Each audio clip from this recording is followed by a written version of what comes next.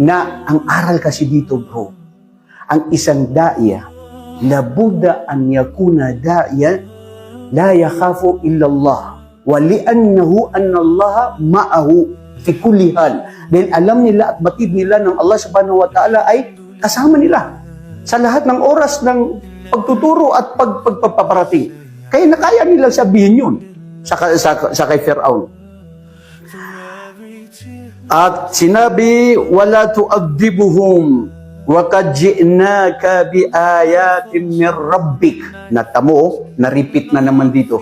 Dahil dito, sabi niya, hayaan silang maging malaya, pasamahin sila sa amin, hindi mo na yan silang mga alipin, at ikaw ang Diyos mo ay si Allah na aming Diyos, at ganun din, tigilan mo na sila, na parusahan mo sila, na ito ay dumating kami dahil sa mga tanda ng iyong Panginoon.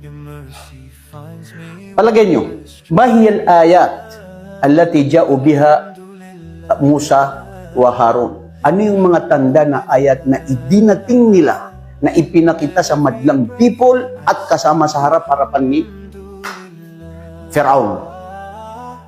Anong tanda? Anong ayat?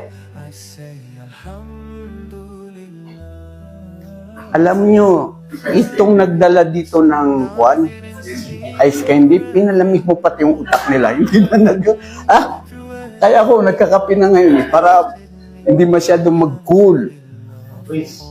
Na-fresh.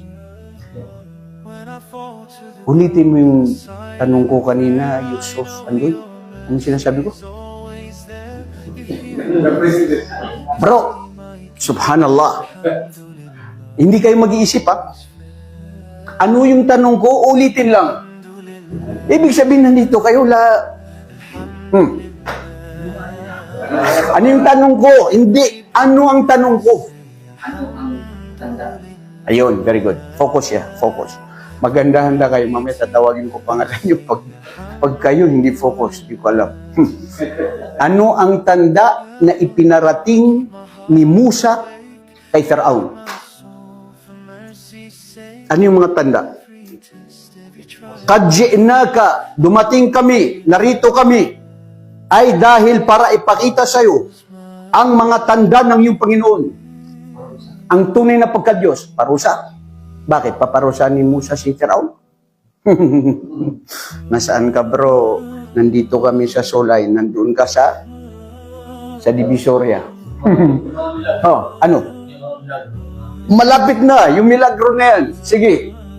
Wag mo lang tawagin si Milagrosa. Si Jericho. Anong binubulong-bulong mo dyan sa kasama mo dyan? Ha? Bro, ano yung aya? Dalawang aya na ipinarating, na ipakita nila. Ito yung aya na yung tungkod ni Musa. Na dahil dito, dahil dun sa tungkod na yon, may papakita nila na hindi to salamangkero ito. Hindi to panguhula, hindi to panlilin lang dahil totoo ito. Kaya nga nag-Muslim yung mga salamangkero na yun. Kasi alam nila, ang ginagawa nila, panlilin lang at paano nila lukuhin yung mga tao at paano yung mata nila, ilipat. Pero yung nakita nila mismo yung kay Musa, alam nila na hindi nila kaya yun. So doon pa lang, nakita nila ang katotohanan na totoong may Diyos, na ang Diyos ni Musa ay siya ang totoong Diyos. Pangalawang aya, ano yung tanda? Bro, ha? Pangalawang aya, na ano dinating nila? Ang dami-daming mga microphone dito. Alam mo, natatandaan ko doon parang sa, mag-i-interview kayo na ano yung kaso mo.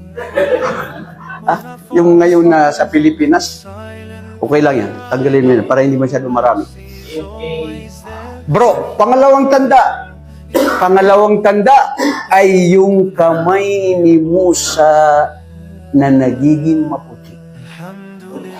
Udkhul yadaka jaybak. Hindi ang jayb, yung bulsa ay itong bulsa natin. Bulsa dito, matahara minal qalb ilahuna. Yan yung jayb.